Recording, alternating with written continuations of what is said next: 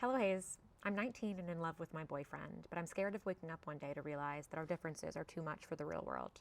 We agree on a lot, but he has particularly strong opinions on sensitive subjects like politics and religion. For example, he doesn't believe in some mental health treatments, whereas I'm on Lexapro and have been going to therapy for years. Although he never makes fun of or insults me, I'm afraid of how our different beliefs on these subjects may compromise our relationship in the future when we're raising a family or making important decisions as partners. I know that since we're so young, his opinions could change and there's room for maturity. However, I find myself lying awake at night, afraid that I'm ignoring these discrepancies in our beliefs. I'm trying to understand if this doubt is my way of self-sabotaging a healthy relationship, or if this is something I should be genuinely worried about. And if it is, how do you think I should approach this conversation with him without seeming like I'm telling him to change his beliefs?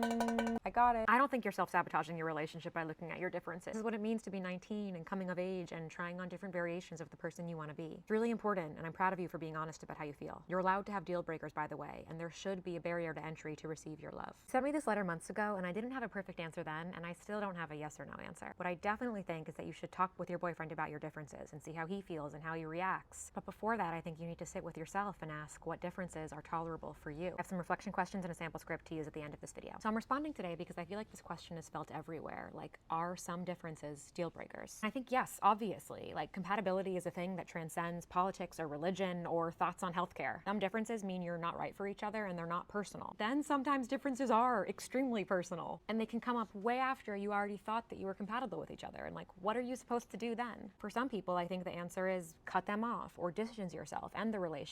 And on an individual case-by-case basis, like, that makes a lot of sense. That does start to hurt my head on like a macro level though, because I also have hope for change and connection. I really hate the phrase people don't change. I know that it's born out of real pain and experience when someone hasn't, but people can change. I've seen it. Some growth does come with age, as you allude to in your letter, but mostly we grow by reading and learning and listening and like taking cues from people that we respect or people that we don't know or respect yet but come to respect through listening to them. And if we're only in an echo chamber of our own beliefs, then that's the only thing that's bolstered, our own beliefs, and it becomes this like bleak tunnel vision that just gets narrower and darker. I think some people survive their differences by ignoring them. Sometimes that's the only way to maintain a relationship that's important to you, and sometimes doing so causes too much harm and you can't. I don't recommend that you ignore your differences though, not with your boyfriend, not in this stage of your life. Before you address it with him though, I'd have a sit and really ask yourself this question.